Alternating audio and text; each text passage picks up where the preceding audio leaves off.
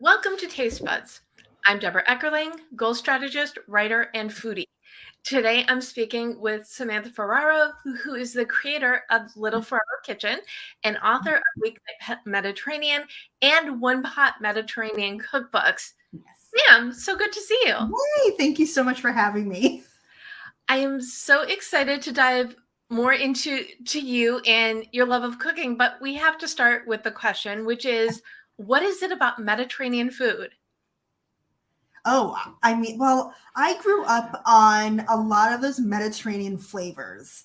So my background is Jewish and my mother's side is Sephardic. And with that comes a lot of Turkish flavors, Spanish flavors, and lots of fresh herbs and citrus and fish and meats. And I've always just naturally gravitated towards those flavors. And so, do you have a favorite? I know you love spices. So, do you have a favorite spice or a favorite dish or both? I'm sure you So do. yeah, so I have a slew of spices in my cupboard. And I would say I have a few that I always naturally grab immediately. One of them is za'atar, which is a spice blend. There's sumac in there, there's dried oregano, there's dried thyme, there's sesame, which gives like a nice savory, nutty texture flavor also. And I also love like smoked paprika. It's really warm. I put it on absolutely everything. It gives a beautiful color and just a really nice smoky and kind of slightly sweet pepper flavor. I would say those are my two favorite spices I'm always grabbing. Well, it sounds. I never thought of paprika as like warm. It is, yeah, especially smoked paprika. So you can find smoked paprika or sweet paprika. And the smoked paprika is definitely in the warm family. At least I think it is. Like cumin's a warm spice. Sometimes cardamom can be described as a warm spice. And smoked paprika definitely falls in that kind of area. Okay, and so I know for your first cookbook for Weeknight Mediterranean, you're like all about the spices in there. Yes. So can you share how that, So that why? was a really big important. So my first cookbook is called Weeknight Mediterranean Kitchen, and what I was learning was that people were really interested in incorporating these Mediterranean flavors into their everyday dishes, and I was really excited about sharing like all these different spices that I normally use, but maybe someone who's not familiar with doesn't know what to do with these spices. So when I wrote this book, um, I wanted it to be a really approachable book for someone that was leaning into these new flavors and wanting to know, what do I do with this spice? I've seen it in the store, I've seen it in other recipes. I don't know what to do with it. So, in the first part of my book, the Weeknight Mediterranean Kitchen cookbook, there's like a whole section of spices.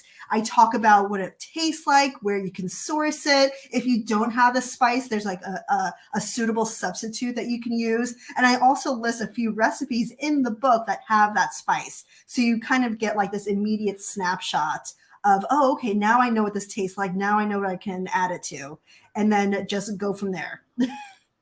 So what inspired this love of spices, but most importantly, this love of food and cooking? Well, I grew up with food around me, but I wasn't mature enough to really appreciate it until I was older. And when I was in my mid 20s, which was a number of years ago, that's when I was kind of missing those flavors that I grew up on. I was missing those Jewish recipes, those Mediterranean recipes, those Sephardic recipes. And I just started asking, my mom and my aunt and just whatever, anyone I can ask about, like, hi, how'd you make this? I remember this. And how'd you do this? And that was at the same time I also started the website. And as I was sharing these recipes that not many of my friends knew about, I was getting emails from readers that were like, "Oh, my Sephardic grandmother made that too," and I was like, "Oh my gosh!" And then that would start a conversation. I would learn even more about a recipe that, you know what I mean, that may be a little different or something similar that I grew up on, and I was just hooked. I just absolutely loved it. I love that connection. I love that conversation. I loved experiencing those flavors as an adult from when I was little, and I never looked back. I'm still doing it. So did you start Little Ferraro Kitchen just as a way to share your food journey? Was that it? Pretty much. At the time, I was also going through a career kind of journey or transition, because originally I was going to be a nurse. I was in nursing school. That was like my life. I thought I was going to do that, and it didn't work out for me. So I was definitely going through this discovery phase of like, who am I? What am I meant to do in this world? And that's when I started cooking. I started asking questions, and I realized that even though I thought it was an outlet for me because I didn't do this one career path, I found this passion to be my true passion. And I just kept doing it 10 years later. I love that. So basically, food solved your identity crisis, and it Oh, was the answer. that's a great way to put it. I like that. I think so. Was there like a certain aha moment, or you just kept going and riding the wave, or what I was that? think that aha moment was when I got like a comment or an email from someone that said, "Oh, I also made, this like one of the recipes that I grew up on." And if you Google it, I don't know where it's called keftikas. I don't even know if it exists on Google because it's such like a different name. It's called something else, but it's a very specific. It's just like a leek patty. It's my mom made it with ground beef and sauteed leeks, and you would pan fry it, and then you put like a little lemon juice. And my mom always called it keftikas. Well, if you Google that, I think I'm the only one that pops up because no one else makes it. It's like, I don't know what else to call it. But when I posted that, I was having these conversations with people in the same kind of cultural, upbringing. And they said, "Oh, we call it, I forgot what it's something de Praza or something similar, but it's another like kind of Spanish Sephardic name." And I was like, "Oh my gosh, that's the same thing that I had." So it was just like kind of building off of those conversations. And I was learning more about myself and my family's history and background. And it was just really fascinating. But I think that was my aha moment when I started having those conversations with people like in different states. It's really cool. So, what is it about food that connects us all, do you think? Well, everyone loves food. And I think it's a wonderful conversation starter. And I think I've said this to you before, but you can read a lot about a person based on what's on their table. So, what are the flavors that they gravitate towards? What's always on their table? What do they love to talk about and enjoy and cook? And you can learn a lot about that person, and even maybe learn something about yourself. Because if you're not introduced to something and now you are, wow, I love these flavors. And then you expand your palate and your creativity, and just everything encompasses food. It's a very like not sensual, but it's very sensory, very sensory heavy. I think you're smelling, you're seeing, you're touching, you're enjoying. It's like everything embodied with cooking and food.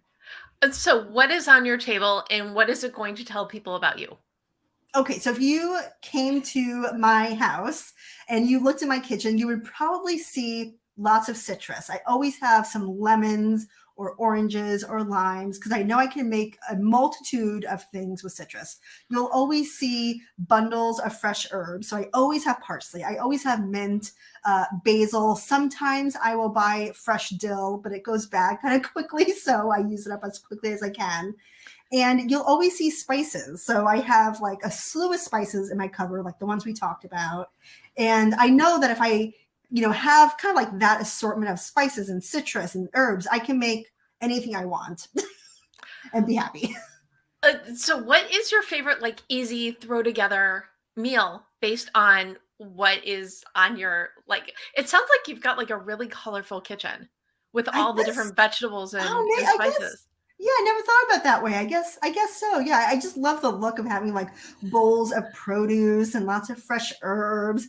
I've actually been keeping the herbs in the fridge because they're lasting a little bit longer, but sometimes I'll keep them out if I'm using them pretty often. But I would say like if I had those items, something I always gravitate to is just like a roast chicken, like a simple roast chicken, like skin on, bone in. I'll just use whatever spices I have. I'll probably do like paprika or garlic powder or onion powder. And I'll chop up some herbs, maybe some yogurt, squeeze a fresh lemon juice or even lemon zest, mix it up, put it on some chicken, roast in the oven, 20 minutes, done. I'll have it with like a salad or some rice or some roasted vegetables. And I'll do the same thing with salmon. Maybe not the yogurt, but I'd like to do some chopped herbs, lemon zest, slices of whatever citrus I have, pop it in the oven, olive oil, 10 minutes, done. So good. It's fresh, it's delicious. I love it. And so what degree do you cook it at? Well, it depends. So so bone-in chicken, I would cook at about 400 to 425. And then sometimes I will even turn on the broiler to crisp up that chicken skin. But for salmon's a lot more delicate. And I don't like overcooked salmon. I much prefer a medium rare to medium salmon with like really tender in the middle. And I would cook salmon also at about 400 degrees Fahrenheit for like 10 to 12 minutes, depending how thick it is. It doesn't need any more than that. Okay, and you don't flip it. You just No, yeah. If I want to eat something I don't want to think, I just I just squeeze some lemon juice, put some herbs on it, olive oil, salt, pepper, pop it in the oven on a foil lined baking sheet, and I just leave it in there. And it's always so delicious. So good. Oh, it sounds so good. And so so this sounds like really super simple. Is there another like really simple cooking tip that maybe people who want to cook more don't what do they need to know? What is like a key tip that will make a novice baker or a chef Or seem yeah, like they know things? I'm not much of a baker, but I do cook. And actually, I thought about this. And my number one tip, I actually share this in my recipes all the time and in my books, is whenever you're adding like a marinade or whatever to a protein, chicken, fish, always dry it first, like with paper towels before you season it. Because what happens is proteins kind of naturally are a little wet, right? And if you were to add a marinade or some spices, it can kind of just like not stick as well and kind of fall off. But if you just take some paper towels and just pat it dry, it makes such a world of a difference because you add the spices and you add the herbs and it sticks to your proteins so much easier, making for a more flavorful product. It's so easy. And Yeah. this is exactly the kind of tip I wanted. It's something that requires very little thought, very little effort, but like an absolute Yeah. huge Just use difference. some paper towels, just pat it dry a little bit, take away that extra moisture, and then season your food or add your marinade or put your olive oil. That's it. Yeah, it makes such a difference. Easy peasy. Okay, Yeah. so your new book that's coming out is One Pot Mediterranean. Yes. So tell me, how is this? I mean, obviously it's different, but tell me in what way is it different? And do you have like a recipe from that one that you can like tease and share? Yes. So so the new cookbook is One Pot Mediterranean, and it kind of follows the same flavors as my first cookbook, which is Weeknight Mediterranean Kitchen. So it follows lots of fresh produce and spices and proteins, but everything's made in one pot. So it's not a kind of throw it in and walk away book, but it's meant to build flavors. So we might be searing chicken and then adding vegetables because everything cooked at a different level. But it's all done at the end in one pot. So I would say, so one of my favorite recipes, actually, you might like this recipe, is I do like a za'atar chicken and there's some potatoes in there. And then I have like a little creamy kind of, is it yogurt or tahini sauce? Oh my gosh, I have to look at my recipe. I don't remember off the top of my head. I think it's a tahini sauce. And I just like kind of drizzle it on the top. And it's such an easy recipe because you put the chicken in, you marinate it, you add potatoes, it all roasts in one pot. And then it comes out and you add this like really kind of bright, creamy not dressing, but like a drizzle on top. And the flavors and the textures just work so well because you have this crispy chicken skin and kind of like the buttery, kind of soft, but crispy potatoes. And then you have this like really thick and creamy tahini dressing. And it's just such a lovely combination of layers. It's a shame you do not love food. So I what do you love more? Is it the food? Is it the cooking or the eating? honestly, I love to eat. I love eating. I mean, cooking is fun. Well, I would say my favorite thing is getting someone excited about a recipe. Like getting something, that's my favorite. So maybe talking about it is my favorite. And I love cooking, but a lot of cooking turns into work. So I'll have to say eating. I love to experience food. I love to experience the flavors and the textures and like the different nuances and maybe something new that I haven't had before. Like I absolutely love that. So what is the one thing you know now that you wish you knew when you started cooking? Oh, that's a good question. I thought about this and now I don't remember what I was thinking about. I would say keep it simple. I would say let's just keep it simple. Let the good produce or whatever you're using shine. If you have a good product, you don't need to do much of it. You don't need to like fuss over a lot of different things. Let it shine. Let it like kind of, if it's a good product, just like add some freshness to it and it's always going to be delicious. And add freshness, you mean adding spices and citrus and things? Sure, or whatever you're familiar with. But I mean, I love citrus, so I will put citrus on everything. And what is your favorite thing to put citrus on? Oh, I mean, I put citrus on everything. I put citrus in salad dressings. I add lemon zest to even cookies, like baked goods. I often make a citrus vinaigrette. I add the slices to chicken or fish. Like I'll just throw it in, even in like the cavity of a roast chicken. If I have a quarter of a lemon, I'm just like shoving that in, and I'm just like, yeah. I always have lemons on hand. I mean, I put on absolutely everything.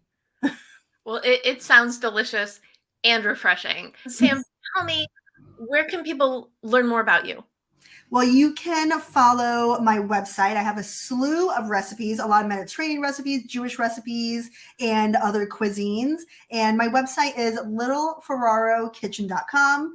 And I'm also on Instagram at Ferraro Kitchen, on TikTok at Ferraro Kitchen, and on Facebook at The Little Ferraro Kitchen. And I share lots of cooking videos. So if you want to follow me on social media, you'll see lots of fun, exciting cooking videos. Awesome.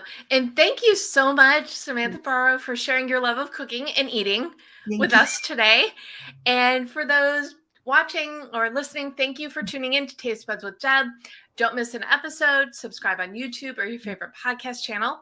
And you can go to jewishjournal.com to get recipes and read the articles that go with each episode. And also you can learn more at tastebudswithdeb.com. Until next time, enjoy your food.